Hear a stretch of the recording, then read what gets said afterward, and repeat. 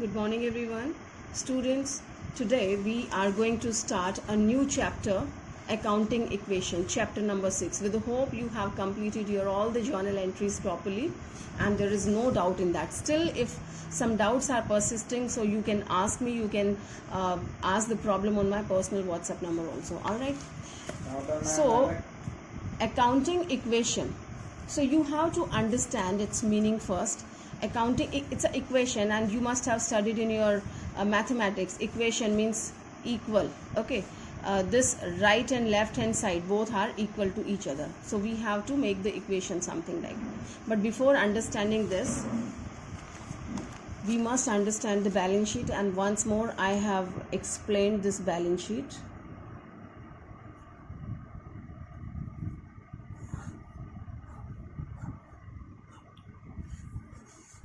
Students, balance sheet we prepare in T form. It's a simple balance sheet of sole proprietorship and partnership. Company's balance sheet is very complicated, and next year we will study about the company's balance sheet. Okay, so this balance sheet is prepared in T form, and this is your liability side, and this is your asset side. All right. And in liability side, so many items are there, but most important and especially these two items, capital account and liabilities. We have external and internal liability. Okay, and so many other divisions are there. We are not talking here, this is not the right time to talk about certain other things. Okay, and in liability we have creditors, bank loan, overdraft, bills payable, and so many other things are there. Okay, and here we have assets. We can have the fixed assets, we can have current assets, we can have cash in hand, bank, so many items are there. And at last, whatever the number of items are there, their total comes equal. Okay, the total of liability side is equal to asset side, right? So we can show it in one equation way, and one equation comes, that is your assets, or you can say total assets are equal to liabilities plus capital. Do you agree, students? You can see here this is your balance sheet, and here we have a capital, and rest of the things will be considered as liability. Okay, so here the whole liability side is showing total of capital and liabilities, and we know that here this total will be equal to this total, so easily we can write this is total assets. This column is of total assets. So total assets is equal to liabilities plus capital. Okay, and later on you will see this equation ki, we can move it like total assets minus capital is equal to liabilities, or you can say the total assets minus liabilities is equal to capital. Okay, this way we can move, but right now we have to understand this only. Okay, students. Now, how this happens? You know, our accountancy is based on double entry system. I have explained it already, and because of that reason, when we pass a journal entry, so you must have understood it very well at this moment ki debit will be equal to credit side. Either the debit is done with two items, or the credit is with three items or two items, or the single item is there, the simple entry or compound entry I'm talking about. Okay, but their total will be equal. All right, so your debit will be equal to credit. Debit and credit will be equal in every entry. So you can prepare this equation at any time of your business, and wherever you prepare that, whenever you prepare that, you will find it is equal. Okay, after any transaction you can break and you can see your equation is equal. So that is what we are going to learn in this chapter. So one by one I'll be taking the equations. And students, you know, journal entries are the base. If you have learned the journal entry, so easily you can do this. And if you didn't learn the journal entry, especially I'm talking about new students, so please complete your journal entries first, then you will understand better. Okay, so they have taken illustration number 1. How do we prepare that? There is a fixed format to prepare. Well, we take the same, total assets is equal to liabilities plus capital. This is the base. Okay, and our first entry is Mr. Ram started business with cash. Okay, suppose Mr. Ram started business with cash 75,000.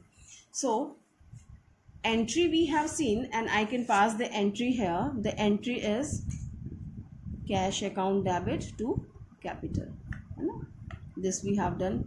Suppose the value is 75,000. Okay, we don't write the name of the partner especially, okay, or the sole proprietor. Cash account debit to capital. Now how is it affecting on the equation?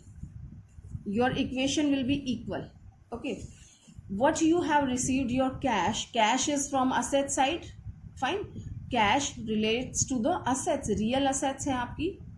Okay, and capital belongs to which side? It belongs to liability side. When we talk about the entity concept, business and businessman both are separate, so this capital is the liability of the business and business has to pay it back one day. ठीक है, तो liability को capital को हम liability consider करते हैं, cash हमारा assets है. रियल अकाउंट के अकॉर्डिंग अगर आप देखते हैं तो कैश हमारा असेट्स है. ठीक है, under cash, as I've told you, so many things can be there. So we have to mention the name here. Cash is equal to liability is there, and here we have a capital. So cash हमारे पास कितना आया है? 75,000 का, equal to liability I don't have, it's still nil, nothing is there. And capital हमारी कितनी introduce हो गई है? 75,000. All right students, although you have to write the narration also, यहाँ भी आपको लिखना है, later on I tell you, but here just learn how we have manage this. So you can see here this equation is equal, isn't it, कि assets में आपका cash आ गया 75,000 का, ये इक्वल टू है, इक्वल टू दूसरी तरफ क्या है? बिजनेस में कैपिटल आई है 75,000, इट इज इक्वल. ठीक है, now let's take second transaction, and it is telling Gopal purchase furniture for cash. Here I am taking Mr. Ram purchased furniture for cash. Purchased furniture for cash, and that is of 5,000 rupees. All right students, okay, so this is a transaction, purchase furniture for cash 5,000 का. आपके पास cash available है. ठीक है, ये आपको यहाँ पे side में लिखने होंगे. There will be proper space and proper format. So what happen student, just think कि what is coming and what is going. If you talk about the journal entry, तो परचेज फर्नीचर फॉर कैश क्या सीखा था आपने? क्या आ रहा है आपके पास? फर्नीचर आ रहा है और कैश जा रहा है. Right, that is what you have learn. Furniture is coming, furniture assets है, तो असेट्स को आप गुड्स नहीं लिखते हैं, परचेज नहीं लिखते हैं, असेट्स को असेट्स के नाम से दिखाएंगे. ठीक है, तो furniture is coming according to the real account, debit what comes in, furniture account debit to cash is going. Okay, now furniture, अब देखिए ज़रूरी नहीं है कि एक आइटम आपका असेट्स का होगा और दूसरा लाइबिलिटी का होगा, ऐसा बिल्कुल ज़रूरी नहीं है. अब यहाँ आप देख रहे हैं कि फर्नीचर और कैश दोनों ही आइटम असेट्स के हैं. फर्नीचर भी आपका असेट्स है और कैश भी आपका असेट्स है, but how is it affecting the entry, and this will be equal. Okay, furniture आया आपके पास, तो असेट्स में एक चीज़ बढ़ जाती है, फर्नीचर. ठीक है, तो हम यहाँ पे एक और नाम ऐड कर लेंगे, दैट इज फर्नीचर. राइट, और कैश आ रहा है या जा रहा है? When you purchase the furniture, तो फर्नीचर आ रहा है लेकिन कैश जा रहा है. How much? 5,000. तो कैश में से आपका 5,000 कम हो जाएगा एंड फर्नीचर आपका 5,000 से बढ़ जाएगा. All right, and is equal to, ये 5000 माइनस हो गया, सो and there is nothing in the liability side, just blank. So what are the changes here? It is 70,000 and furniture नाम की assets बढ़ गई है, it's 5,000. okay, equal to nothing, nil है, liability अभी कोई arise नहीं हुई है, and capital आपकी 75,000. right students, can you see still the equation is equal? okay, 70,000 plus 5 and here it is 75. okay, so it is still equal. Now third one, it's giving Gopal purchase goods for cash 20,000. ठीक है, अब क्या किया मैंने, गोपाल के बदले नाम दूसरा लिया है मिस्टर राम, तो mister Ram has purchase goods for ₹20,000. Are you understanding students? Purchase goods for ₹20,000, तो एंट्री क्या हो जाएगी? Purchase account debit to purchase goods for cash. ठीक है, आपने कैश में गुड्स खरीदी हैं, तो क्या जाएगा आपके पास से? कैश जा रहा है 20,000 की. ये एंट्रीज आपको करनी नहीं है. when you will be doing this question or illustration, so you don't have to pass the journal entry. this is just to teach you, and if you want you can pass it in the rough. ये आपका working note हो सकता है, rough work हो सकता है, but fair में नहीं करना है. All right, so the entry will be purchase account debit to cash. New students, when we purchase the goods, तो गुड्स आ रही हैं, आने वाली चीज़ को डेबिट करते हैं, डेबिट व्हाट कम्स इन. ठीक है, और ये आपका रियल अकाउंट के अकॉर्डिंग है, असेट्स आपकी रियल उसमें आती हैं, और ये आपका एक्सपेंसिव भी मान सकते हैं, आप गुड्स को एक्सपेंसिव भी मानते हैं. ठीक है, तो हम यहाँ पे गुड्स ना लिख के परचेज को डेबिट करते हैं. ऑल राइट, एक्सपेंसिव भी मान सकते हैं और इसको असेट्स भी मान सकते हैं. तो purchase account debit to cash, तो ये परचेज हमने लिखा है. All right, but what is coming, क्या इंक्रीज क्या हो रहा है बिजनेस में, कौन सी असेट्स आ रही है? गुड्स आ रही हैं. जिस चीज़ में आप डील करते हैं उसको गुड्स बोलते हैं. हिंदी में बोलते हैं ना, माल खत्म हो गया है ना, माल परचेज करना है, तो this is called goods. Goods have finished and we have to purchase the goods. Alright, तो बिजनेस में क्या इंक्रीज हुआ और क्या डिक्रीज हुआ? गुड्स इंक्रीज हुई हैं और कैश डिक्रीज हुआ है. Once again students, not necessary कि एक असेट्स का होगा तो दूसरा आपका लायबिलिटी या कैपिटल होगा. No, it's not compulsory. दोनों चीज़ें आपकी लायबिलिटी में भी हो सकती हैं, दोनों चीज़ें असेट्स में भी हो सकती हैं, एक यहाँ और एक यहाँ भी हो सकती है. Any of the combination can be there. Okay, तो यहाँ पे गुड्स आपकी इंक्रीज हो रही है 20,000 की. अब हम एक और कॉलम क्रिएट करेंगे. Here the things will be hotchpotch, but don't worry, you are understanding, you should prepare it properly. तो हम एक कॉलम और ऐड कर देंगे यहाँ पे गुड्स का. ठीक है, थर्ड वन गुड्स का.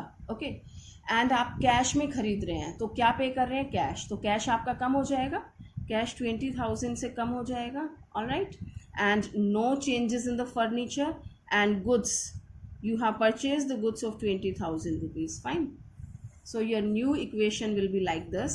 Cash आपका 50,000 बच गया. Okay, furniture आपका as it is 5,000 है, और goods आपकी हो जाएंगी 20,000 की. Right? No liability till now, and capital no changes. Fine students. So here you can see 50 and 20, 70 and 5, 75. Still the equation is equal. Okay. Let me take one more. Now Mr. Ram purchased goods on credit 16,000. Okay, purchase goods on credit. All right, so I'm using this as a rough work. Purchase goods on credit basis. 16,000 का इन्होंने credit पे खरीदा है. ठीक है, the entry, what will be the entry? आप credit में खरीद रहे हैं, गुड्स खरीद रहे हैं, तो एंट्री क्या हो जाएगी? पार्टी का नाम नहीं दिया, सिंपल कहा है कि Ram purchase goods on credit. Alright, तो परचेजेस आपकी क्या होती हैं? हमेशा डेबिट होती हैं. एंट्री परचेज अकाउंट डेबिट, आपने गुड्स खरीदी है, purchase account debit to cash तो गया नहीं है. Specially new students, when you are purchasing in cash तो कैश जाता है. अब जब कैश नहीं गया, हमने उधार खरीदा है, क्रेडिट पे खरीदना यानी उधार खरीदना, उधार खरीदा है तो we write the name of the party जिससे हमने खरीदा है। सपोज हमने श्याम से खरीदा है तो टू श्याम आ जाएगा, बट यहाँ पे पार्टी का नाम ही नहीं दिया है, नाम नहीं दिया तो क्या लिख देंगे आप, क्रेडिटर्स, बिकॉज जिनसे आप खरीदते हैं वो आपके क्रेडिटर्स होते हैं, ठीक है, और जिनको आप उधार बेचते हैं वो आपके डेटर्स होते हैं। ऑल राइट, तो एंट्री हो जाती है आपकी purchase account debit to creditors, right. Now how is it affecting the equation, purchase account debit यानी क्या इंक्रीज हो रहा है, गुड्स आ रही है ना आपके पास, आपने परचेज किए हैं तो गुड्स आ जाती हैं, 16,000 की गुड्स इंक्रीज हो रही हैं, और दूसरी तरफ अब कैश पे इफेक्ट नहीं पड़ रहा है क्योंकि आपने कैश पे खरीदा ही नहीं है। Now creditors, who are the creditors, creditors are your liability, ठीक है, तो अब आपकी लाइबिलिटी बढ़ रही है, क्रेडिटर्स क्रिएट हो गए हैं। All right students, so how this effects on this equation. Now assets में तो ये गुड्स का कॉलम ऑलरेडी क्रिएटेड है, ठीक है, तो असेट्स में क्या हो रहा है, आपकी goods, no change in the cash, no change in the furniture, goods आपकी इंक्रीज हो रही हैं 16,000 से, ठीक है। दूसरा, लाइबिलिटी में आपका कौन सा अकाउंट क्रिएट हो गया है, लाइबिलिटी में आपके क्रेडिटर्स आ गए हैं, ठीक है, और क्रेडिटर्स इंक्रीज हो गए ना, पहले कुछ भी नहीं थे अब इंक्रीज हो गए, तो क्रेडिटर कितने हो गए हैं आपके, 16,000 के हो गए हैं, right, no change in the capital. So your new equation will be 50,000 plus 5,000 plus 36,000 is equal to 16,000 plus 75,000. All right students, here you can see the equation is still equal. Okay, now next I'm taking goods costing rupees 12,000 sold on credit for rupees 15,000. Okay, goods costing 12,000,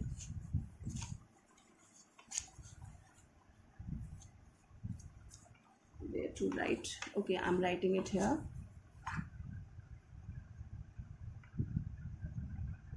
Goods costing 12,000 sold on credit for rupees 15,000. All right students, so goods costing rupees 12,000 sold on credit for 15,000. Again they didn't give the name of the party, hardly matter.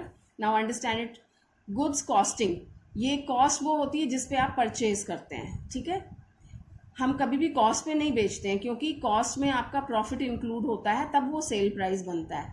तो जो goods 12,000 की cost की थी वो हमने कितने में बेची हैं, 15,000 में बेची हैं। Are you understanding students? Okay, now how is it affecting, how is it affecting the equation, and entry क्या हो जाती है आपकी, आपने सेल की है क्रेडिट बेसिस पे की है, ठीक है, तो again the name of the party is not given, नाम नहीं दिया हुआ है, no problem, when the name is not given तो यू राइट डेटर्स, क्योंकि हमने सेल किया है तो वो डेटर्स हो जाते हैं। नाम होता, मान लीजिए शाम को बेचते तो शाम अकाउंट डेबिट टू सेल हो जाता, बट यहाँ पे शाम हमें पता नहीं किसको बेची है, तो हम क्या करेंगे, debtors account debit to sales कर देंगे, ठीक है। अमाउंट क्या होगा, of course sale price, sale price है हमारा 15,000, ठीक है। तो how is it affecting, let's see. Okay, अब यहाँ पे आप देख रहे हैं क्या आया और क्या गया, डेटर्स, अगर कैश पे होता तो कैश आ जाता, कैश इंक्रीज हो जाता, लेकिन क्योंकि ये क्रेडिट बेसिस पे उधार है तो हमारे डेटर्स इंक्रीज हो जाते हैं। और डेटर्स कौन होती हैं, असेट्स या लायबिलिटी, डेटर्स असेट्स होते हैं, क्योंकि डेटर्स से हमें पैसा मिलना है, जिससे अपने को कुछ मिलता है वो असेट्स होते हैं, जिसको पे करते हैं वो लायबिलिटी है। तो डेटर्स, असेट्स में आपके एक और चीज़ क्रिएट हो गई और वो है आपके डेटर्स, कितने के, 15,000 के, ठीक है। और दूसरा सेल्स, आपने सेल्स किया है ना, तो क्या कितनी कॉस्ट की गुड्स गई है ना 12,000 की, तो it is affecting on your goods also, ठीक है। तो how is it affecting, be careful, no effect on the cash, no effect on the furniture, goods आपकी कम हो गई हैं, कितने की कम हो गई हैं, 12,000 की कम हो गई हैं। ऑल राइट, एक कॉलम हम और क्रिएट कर देंगे, I didn't take much space students, but I hope you are getting that. एक हमने और क्रिएट कर दिया, कौन, डेटर्स, हमने डेटर्स को और क्रिएट कर दिया, ठीक है। तो यहाँ पे 12,000 plus I am just extending this column. Debtors कितने का माल बेचा है, 15,000 का बेचा है, ठीक है। 15,000 का बेचा है तो डेटर्स कितने के हो जाएंगे आपके, डेटर्स हो जाएंगे 15,000 के। All right, now equal to, is there any change on the creditors? No change on the creditors. Creditors are 16,000 only. Okay, now what? ये आपकी कैपिटल है, ठीक है। स्टूडेंट्स, ये समझाने से पहले आपको एक चीज़ मैं बता दूँ, एक छोटा सा रूल, कि इक्वेशन करते हुए अगर आपके पास कोई भी एक्सपेंसेस होता है, याद रखें, कोई भी एक्सपेंसेस है, let me tell you here,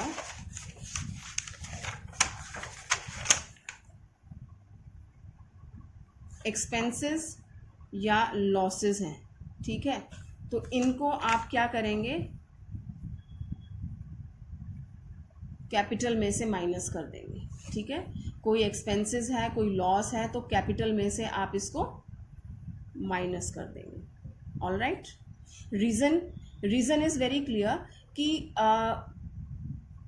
expenses या लॉसेस की वजह से आपका प्रॉफिट कम हो जाता है, ठीक है। I tell you one table that you should note it down, but first understand this. Expenses and losses हैं तो कैपिटल में से माइनस कर देंगे, and opposite to this, contrary, if any gain and income, अगर आपको कोई होती है तो वो आप कैपिटल में ऐड कर देंगे। ऑल राइट, तो this point we have to remember, and for this you must note down this format. You will have the opening capital in the starting, students. ये होगा. Now this formula is required. Just understand it and cram it. कि opening capital को plus करना है, plus introduction of further capital. कोई और capital आप introduce करते हैं तो plus कर देंगे, ठीक है, minus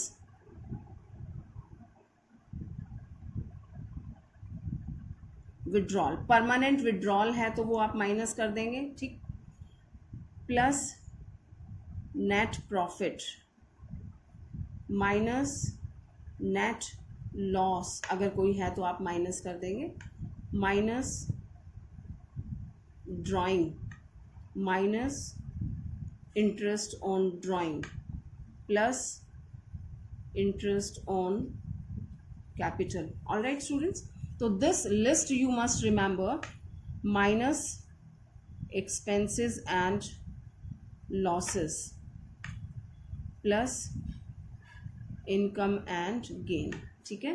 तो ये चीज़ आप ध्यान रखेंगे, ये दोनों चीज़ें अलग हैं, यहाँ तक आप ये ध्यान रखेंगे, ठीक है। Opening capital plus introduction of the further capital. कोई आपको लग रहा है कि आपकी कैपिटल कम है, आप कैपिटल और इन्वेस्ट करते हैं बिजनेस में, तो उसको प्लस कर देंगे।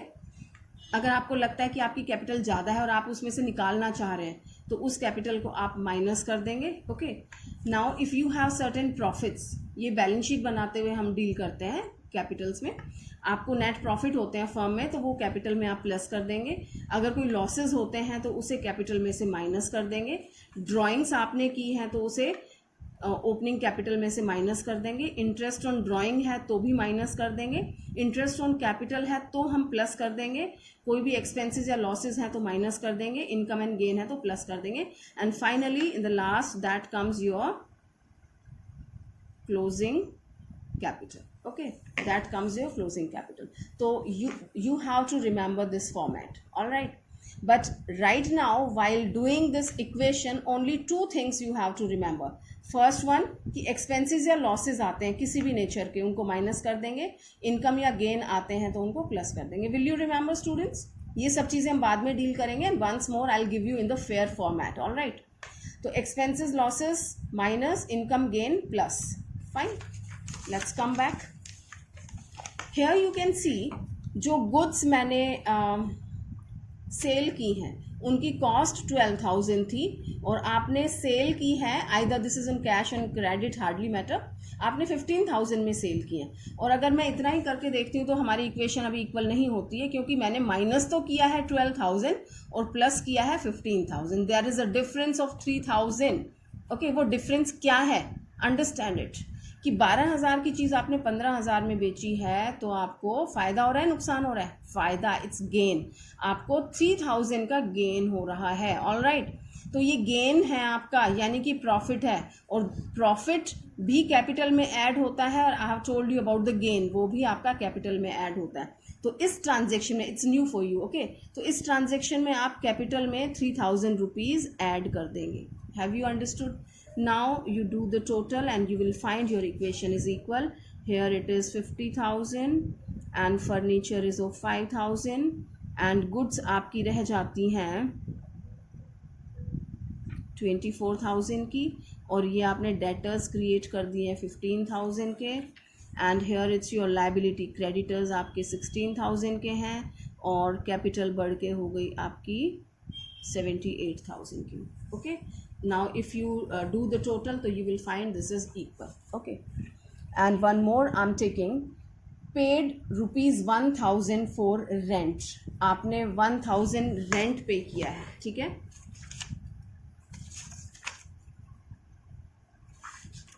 paid rent 1,000, all right students. If I pass the entry, so what will be the entry? You have done it very well, expenses है ये, rent account debit to cash, okay, 1,000 आपने rent pay कर दिया, all right, two effects are there, okay. Let's understand how is it affecting the equation. Rent account debit ये हमारा expenses है, ठीक है, कॉन्सेप्ट क्लियर हुई। एक्सपेंसेस को क्या करते हैं हम, कैपिटल में से माइनस करते हैं, अंडरस्टूड। और कैश क्या हो रहा है, आ रहा है या जा रहा है, कैश इज गोइंग, जा रहा है, तो कैश कम हो रहा है, इट्स वेरी सिंपल, ओके। तो कैश हमारा 1,000 से कम हो जाएगा, ठीक है, और कैपिटल, अगर कोई एक्सपेंसेस या लॉसेस हैं तो कैपिटल भी आपकी कम हो जाती है 1,000 से, ठीक है।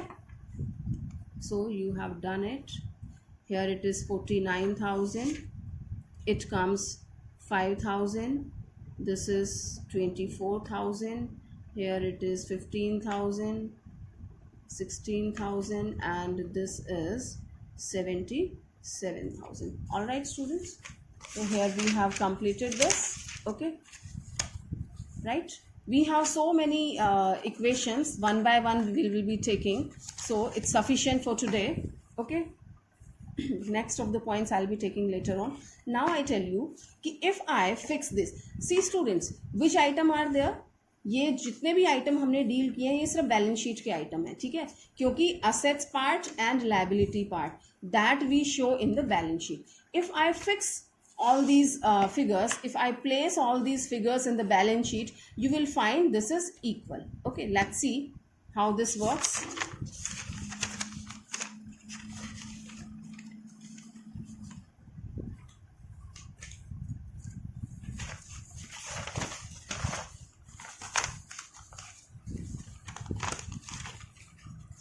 Let me prepare a balance sheet of this, just rough. What do I have? This 49,000 is your cash, 5,000 is your furniture, right? So cash comes to this side, 49,000, furniture is 5,000. Then we have goods, right? goods को आप closing stock भी बोलते हैं, कि जो goods बिना बिकी रह गई हैं, unsold goods, तो उनको closing stock बोलते हैं, and that is 24,000, okay, and 15,000 के आपके debtors हैं, all right. That's all in the asset side. Now in liability side, what I have creditors 16,000 के हैं, and finally I have a capital of 77,000. All right students, so if you do the total, you find it's 93,000. All right, so here we have done the equations, okay, we have seen how this works. You in fact, this the origin of the equation is journal entry, and we place in the form of equation, and at last you will find your equation is equal. You can check at any moment, right? So you will find it's equal, and if it is not equal, that means you are committing mistake somewhere. So you have to be careful regarding this. All right, students. So I have done the total, and if they ask you to prepare the balance sheet, depends upon the question. Sometimes they says ki just show in the balance sheet way, and sometimes they just ask the equation, right? So you have to be very careful. So I have prepared both the things. This is the equation way, and if I prepare the balance sheet from this, so this is your liability side and this is your asset side. That's equal, right, students? So thank you so much.